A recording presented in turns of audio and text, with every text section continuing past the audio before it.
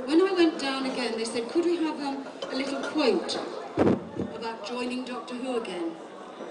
So I thought about it, and it's really difficult to say, oh, I'm so happy, and it doesn't sound, it's what anyone could say, and I really was so pleased.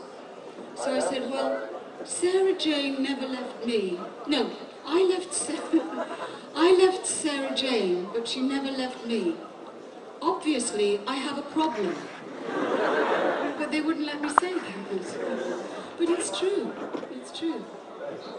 And do you remember that day, whenever it was, 1974, 1975, when you got the job and how that felt? Who was it who cast you in the role? I went to see Barry Letts. I'd been working on an advert the day before, an advert for a liqueur. And you actually, I don't know why, had to drink in those days. You actually had to drink the stuff.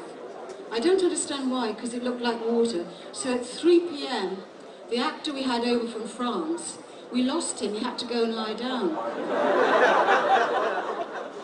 So we were there till 2 in the morning. So I got back home, my husband had gone to bed, he'd left a note by the telephone, you have an interview tomorrow with Barry Letts for a part in Doctor Who. It didn't say the assistant, because obviously that was not in the press yet.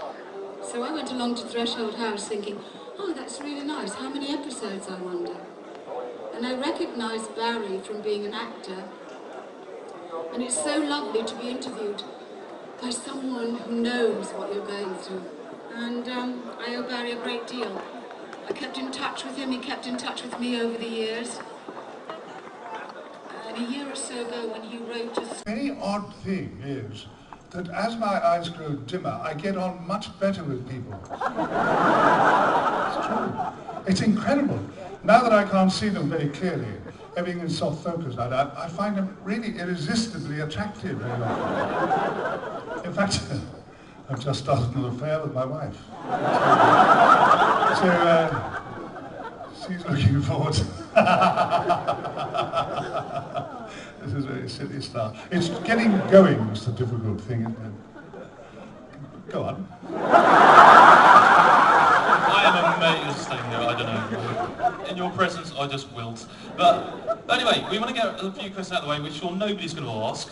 So the pretty original, I don't think anybody would have thought these ones. Tom, what's your favourite episode? You mean, what episode of what? oh, Christ, he means...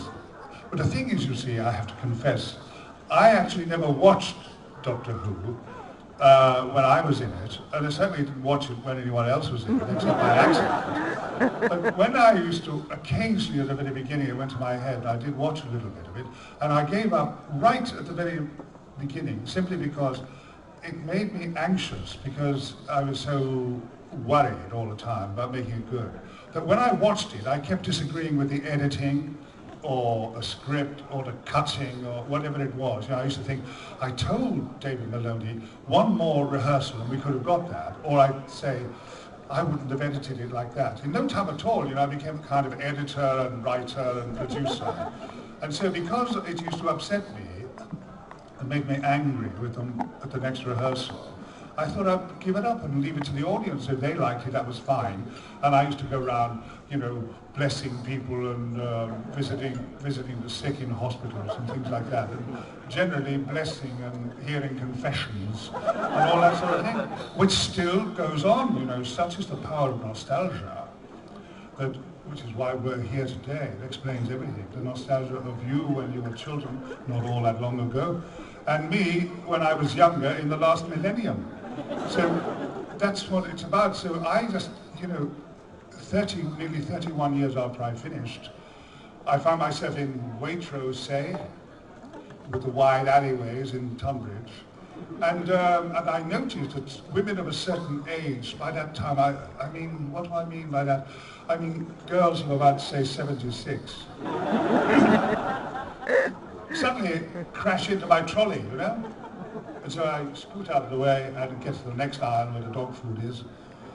And suddenly they crash again. I mean, not a serious crash, not a head-on collision, a kind of nudge, like that, or sometime like that. And so the third time, I know perfectly well, because that was always after the third crunch.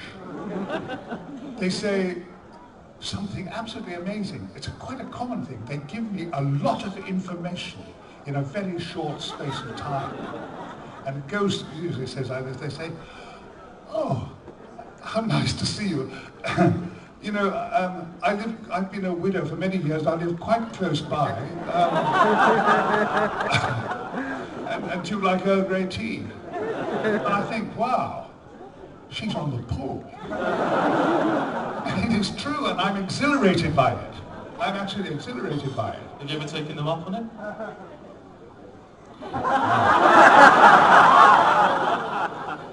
Well, actually, I do like Earl Grey tea, yes. Yeah, I do, yeah. I mean, you know, this is they could be my last wild oats. Yeah. And some of them, of course, are absolutely outrageous, especially the kind of rather well-educated ones with old-fashioned accents. Yeah?